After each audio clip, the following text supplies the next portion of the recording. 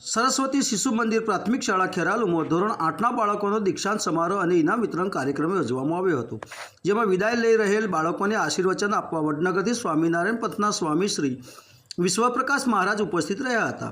શૈક્ષણિક કમિટીના સેક્રેટરી શ્રી જસ્મીનભાઈ દેવી તથા લોક કલ્યાણ ટ્રસ્ટના મંત્રી શ્રી નંદુભાઈ ભાવસર ઉપસ્થિત રહ્યા હતા। જસ્મીનભાઈ દેવીએ બાળકોને ઇનામ આપી પ્રોત્સાહિત કર્યા હતા। વિક્રમભાઈ મુકેશભાઈ પટેલ તથા ભદ્રેશભાઈ સેવંતીલાલ મોદી મુખ્ય મહેમાન તરીકે ઉપસ્થિત રહ્યા હતા।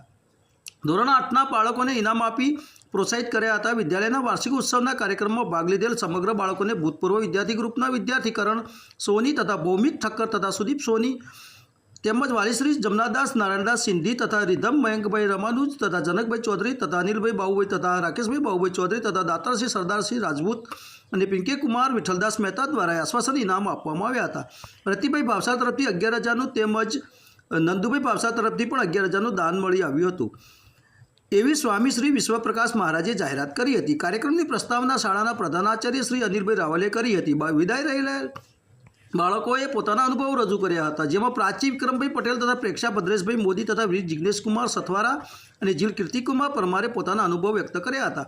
વિદાય આપી રહેલ બાળકોમાંથી પ્રતિક પ્રવીણજી ઠાકોરે તથા નિસર્ગ ધવલકુમાર શાહે પોતાના અનુભવો વ્યક્ત કર્યા હતા। કાર્યક્રમનું સંચાલન મિત્તલબેન રાવેલે કર્યું હતું। લક્ષ્મણભાઈ વાઘેલાએ આભાર વિધિ કરી હતી। સમગ્ર કાર્યક્રમનું આયોજન શૈક્ષણિક કમિટીના